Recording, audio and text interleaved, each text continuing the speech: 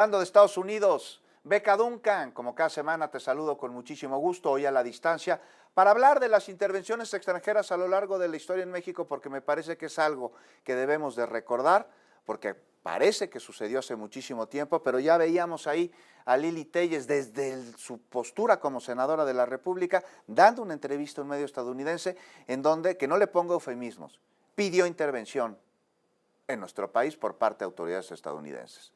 ¿Cómo estás, Beca? Hola Juan, muy bien. Pues mira, fíjate que sí, esto es un tema preocupante porque hay antecedentes y antecedentes históricos pues bastante significativos de este tipo de intervencionismo. Cuando hablamos de las intervenciones extranjeras en México, estamos hablando fundamentalmente de tres episodios. La primera intervención francesa de 1838, la intervención estadounidense de 1846 a 48 y la segunda intervención francesa que inicia en 1861 y desemboca en el imperio de Maximiliano de Habsburgo. Entonces, bueno, vamos a desmenuzar un poquito estos temas.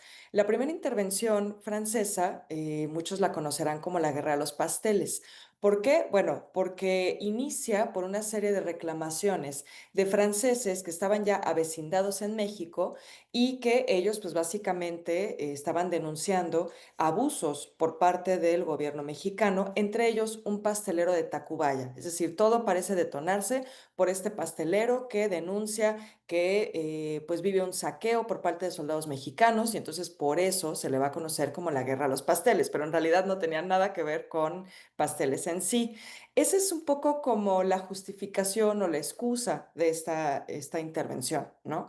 ¿Qué es lo que El señor sucede? Remontel, Beca, el señor Remontel, que unos soldados Exactamente, se metieron ahí así es. donde hoy está Parque Lira, me parece, ahí en Tacubaya, y le dijo que se robaron sus eclairs y sus petit fours y sus pasteles Ujú. fifís y que le habían amolado ahí el estante. Pero sí es una excusa, ¿no?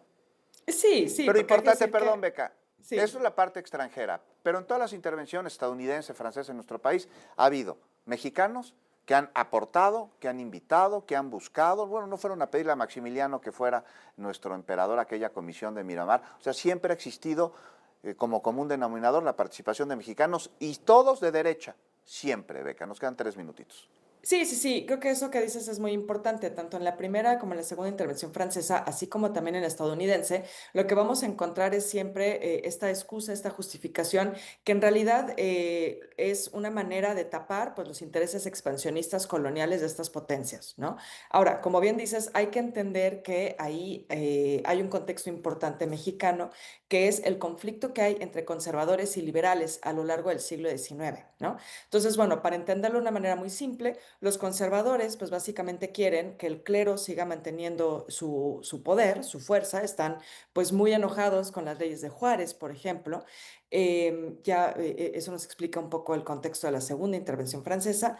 Pero también quieren que México sea una monarquía. Esto lo vamos a ver desde la independencia con Agustín de Iturbide, ¿no? México se está debatiendo en el siglo XIX si va a ser una monarquía propia, independiente de España, o si va a ser un sistema republicano, que es lo que defienden los liberales.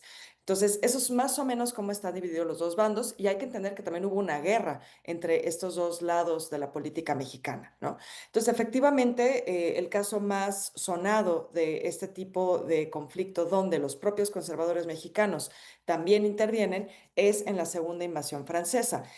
Los conservadores saben que Napoleón III también tiene intereses sobre América. ¿Por qué? Porque ellos ya perdieron su esfera aquí de influencia, que es la Luisiana, ¿no? Ellos en algún momento venden la Luisiana a Estados Unidos y entonces ya no tienen territorio en Norteamérica y quieren regresar a esto. Entonces, sabiendo que Francia tiene estos intereses, sabiendo que está la ¿Sí? invasión, que la invasión tiene que ver con un tema de pago de deuda externa, Benito Juárez decide que ya no le va a pagar la deuda externa a Francia, España y el Reino Unido.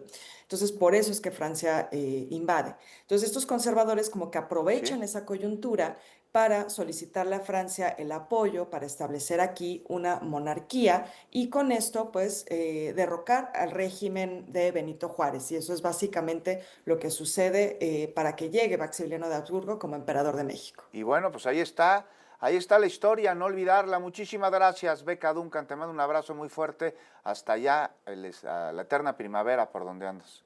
Así es, un abrazo. Gracias, Beca Duncan. Nos vamos a ir a una pausa Por cierto, el grupo en el que tocaba el doctor López-Gatell allá cuando era alumno del Colegio Madrid se llama Cantera, nos dice aquí Tristán en la cámara 2. Muchísimas gracias por el dato. Nos damos una pausa, no se vaya. Volvemos, regresamos con más. Estamos aquí en Fármalo Noticias.